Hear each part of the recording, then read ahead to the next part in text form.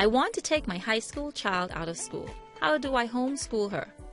Normally, when a parent takes a high school child out of high school in order to homeschool, it's because of something that is missing or some issue that the child or the parent is having.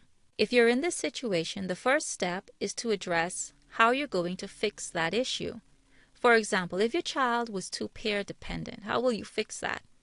If your child got failing grades, why did that happen and how do you intend to fix that? So decide what your academic goal is for your child. Decide what your holistic goal is for your child. What overarching goal is it that you have for your child that includes academics, but also personal goals outside of academics? At the high school age, you and your child can both talk about what you want from this homeschooling experience. And getting him or her involved makes it much easier to ensure his or her cooperation. Maybe give her some independence to select certain subjects that interest her so she's inspired to work. Try to get her to spend time reading quality books because she will learn a lot that way.